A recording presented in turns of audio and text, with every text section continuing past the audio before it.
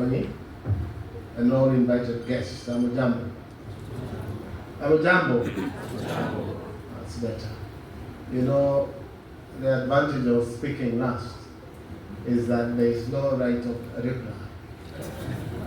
But the disadvantage of speaking last is you become repetitive. So, first and foremost, even if I say nothing,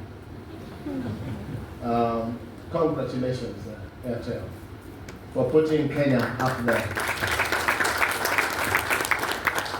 This is a first in Kenya and makes us proud. Madam Magoni has said, I think Kenya is number 3 with these enterprises, because I don't want to call them thugs. Kenyans are very enterprising. So all you're doing is trying to control this enterprise.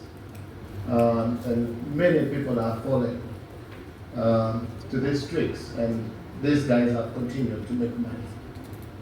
So what you're doing is a good thing, and we want to ask you to keep it up. I don't know how you chose your colors. One is red, one is green. And people say going green is good, but I think red is doing a good job. So I haven't said anything that is in trouble. You allow me to read what I have, but I always put a disclaimer that not everything you will hear from me is from me. Some people have written, but those good things you hear, those ones are from me. The rest are from other guys.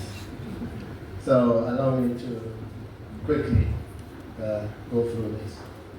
It is my honor to join you today at the launch of the Airtel AI Spam Alert Services, a timely innovation that reinforces the growing importance of digital trust and consumer protection.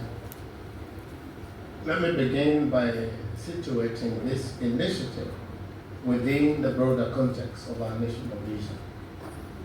Under the Kenya Digital Superhighway, a flagship pillar of the bottom-up economic transformation agenda, we have made a firm commitment to ensure that every citizen not only has access to digital services, but can access them safely, securely, and with confidence.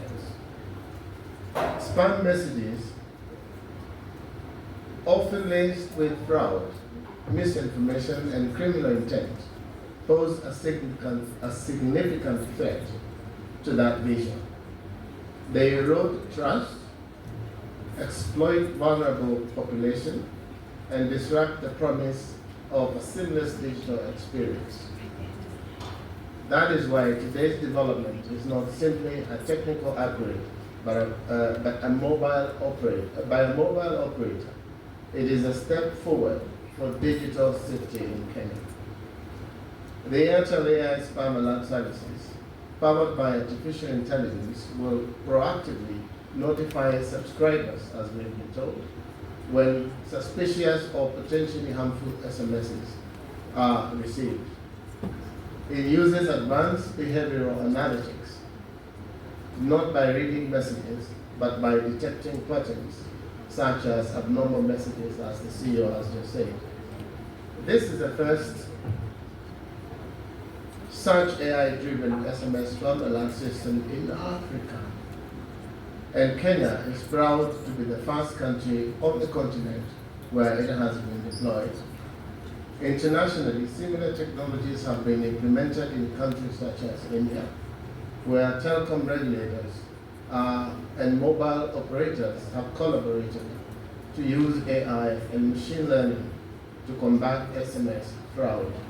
In Singapore, telcos have also adopted spam alert systems integrated with government-backed digital trust frameworks. Kenya joins this global movement today, not as a follower, but as a regional leader, setting standards for responsible, inclusive, and citizen-centered digital innovations. Ladies and gentlemen, as government, our responsibility is to ensure that innovation operates within an enabling and protective policy framework. That is why we are implementing critical instruments such as the Data Protection Act, the Computer Misuse and Cyber Crimes Act, and the upcoming National Digital Identity Framework. Our ministry is also reviewing provisions under the Kenya Information and Communication Act to align it with emerging threats and technologies. But legislation alone is not enough. We need partnership. We need the private sector, like Airtel Kenya, to be proactive and deliberate in embedding consumer protection within product design. We need citizens to be aware of their digital rights and vigilant against exploitations. And we need our regulators and institutions to act swiftly and transparently in dealing with digital abuse. To Airtel Kenya, today's launch is a welcome contribution to this shared responsibility. We commend the decision to make this service free and accessible to all subscribers. Regardless of the device type, this inclusivity is key because the protection of one Kenyan must never come at the exclusion of another.